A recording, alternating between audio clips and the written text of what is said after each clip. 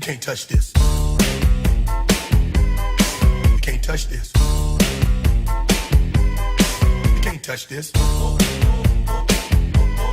You can't touch this. Jeg har en træningsbold, og det har jeg til at starte med valgt at tage om omkredsen. Der har jeg taget 75 cm, hvilket er diameteren, og det har jeg ganget med pi, hvilket er 3,14, og det har jeg fået til at så give 235,5 kvadratcentimeter.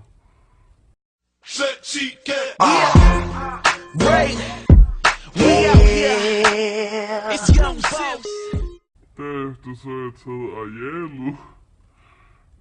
Det er 37,5 cm, hvilket er radiusen. Og den har jeg så ganget med radius igen, altså igen 37,5 cm. Og så har jeg ganget det med pi, og det har jeg fået til at give 4.415,63 kvadratcentimeter.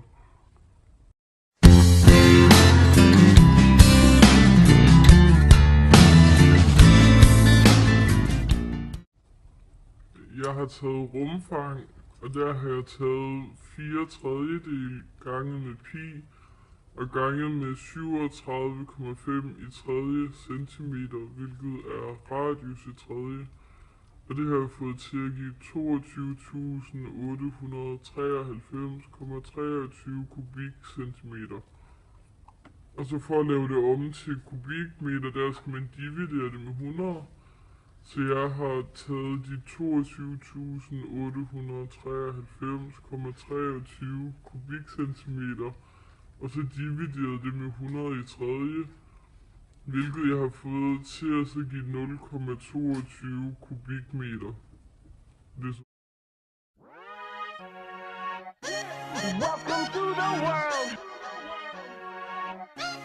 Welcome to the world. You got your pop star.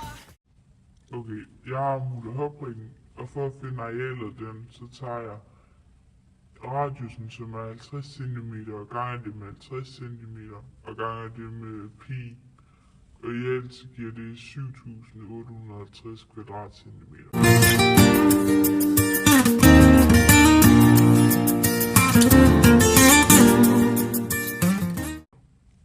Jeg har også fundet omkredsen, hvor jeg tager diameteren, som er 100 cm, og ganger det med pi, og det giver 314 cm.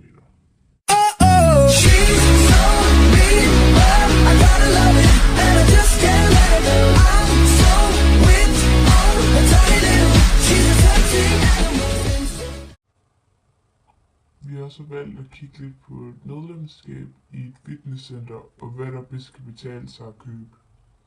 Det koster 199 kroner for studerende og pensionister for en måned i et fitnesscenter, og ellers er normalprisen 249 kroner. Man kan også få et 10-turskort til 249 kroner, og en enkelt træning koster bare 40 kroner.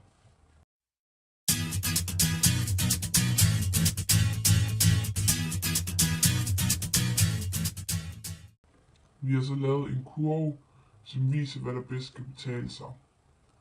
Hvis man ved, at man ikke kommer til at træne mere end 8 gange på en måned, så kan det bedst betale sig at købe et 10-turskort i stedet for en hel måned. Og hvis man ved, at man ikke kommer ned og træne mere end 5 gange hver måned, så er det billigere at betale bare for en enkelt træning hver gang, end for en hel måned.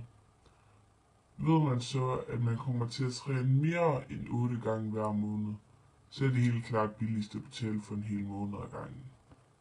Man kan også købe et årskort, som giver ubegrænset træning til 1.999 kroner. Det kan bedst betale sig at købe det, hvis man ved, at man skal træne mere end 8 gange om måneden og i mindst et år. Hot and so hot and so hot.